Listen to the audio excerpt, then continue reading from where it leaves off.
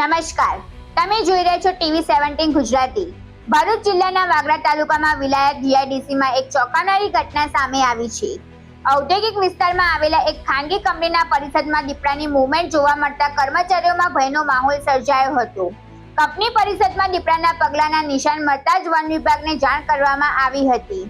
માહિતી મળતા જ વન વિભાગની ટીમ તાત્કાલિક સ્થળ પર પહોંચીને સર્ચ ઓપરેશન શરૂ કર્યું હતું।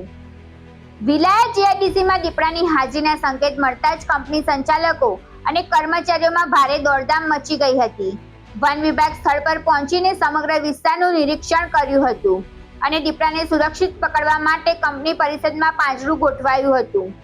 લાંબા સમય સુધી ચાલેલા સર્ચ ઓપરેશન અને સતત દેખરેખ બાદ આખરે દીપડો પાંજરામાં પૂરાયો, જેના કારણે કંપનીના સંચાલકો અને કર્મચારીઓને રાહતનો શ્વાસ લીધો। દીપડાને કબજામાં લીધા બાદ વન વિભાગે તેની પ્રાથમિક તબીબી તપાસ અને રેસ્ક્યુનું કાર્યવાહી હાથ ધરી હતી। જો કે વન વિભાગની ચિંતા હજુ યથાવત છે। પ્રાથમિક માહિતી મુજબ દીપડાના બચ્ચા હજુ પણ આસપાસના વિસ્તારમાં હોવાની આશંકા વ્યક્ત કરવામાં આવી રહી છે, જેના કારણે વન વિભાગની ટીમ સતત સર્ચ ઓપરેશન ચલાવી રહી છે, જેથી બચ્ચાને પણ સુરક્ષિત રેસ્ક્યુ કરી શકાય। વન વિભાગના જણાવ્યા અનુસાર જંગલને અડીને આવેલા ઔદ્યોગિક વિસ્તારોમાં ખોરાક અને પાણીની શોધમાં જંગલી પ્રાણીઓ આવી ચડવાના બનાવો છેલ્લા કેટલાક સમયથી જોવા મળી રહ્યા છે, તેથી આવા વિસ્તારોમાં ખાસ સાવચેતી રાખવાની જરૂર છે।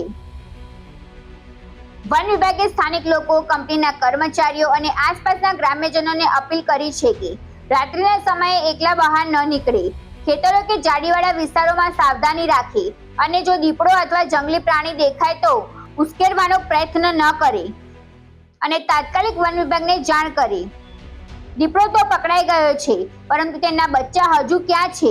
આ સવાલનો જવાબ શોધવા માટે વન વિભાગનું સર્ચ ઓપરેશન હજુ પણ સતત ચાલુ છે।